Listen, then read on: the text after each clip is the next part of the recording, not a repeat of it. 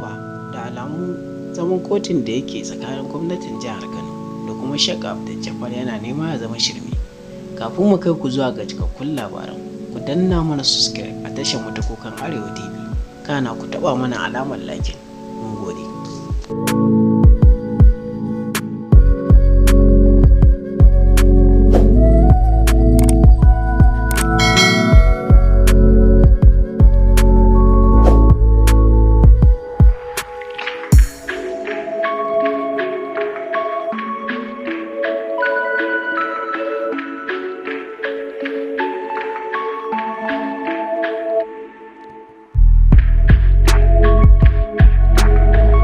To masu kallo, idan ba ku manta ba, a kwanakin baya ko kuma ce a watannin baya aka jiyo Sheikh Abdul Jabbar yana batanci akan fiyayyen halitta Annabi Muhammad sallallahu alaihi wasallam, inda a faɗin jihar Kano kake ko kuma mu ce ƙasa gabaki ɗaya, kai har ma duniya, ko kuma mu ce duka musulmi ba su ji daɗin abin da Sheikh Abdul Jabbar ya faru da shi ba, ko kuma mu ce yayi.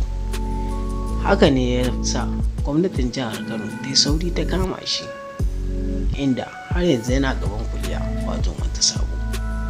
Har yanzu dai ana kan magana shari'ar da take tsakanin da Jafar da kuma gwamnatin jihar Kano.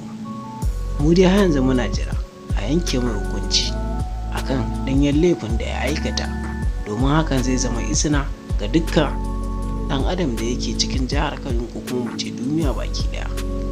Sheikh Abdul Jabbar ya yi ɓatanci a kan manzon Allah sallallahu alaihi wasallam, inda ya nuna cewa kuma shi ba haka yake nufi ba, bayan kowa ya sani. To jama'a, sai dai mu ce Allah ya kiyaye, kuma Allah ya ƙara kubutar da mu daga irin wa'annan jama'a. Ku danna mana subscribe a tashar mu da Kukan Arewa TV. Mun gode.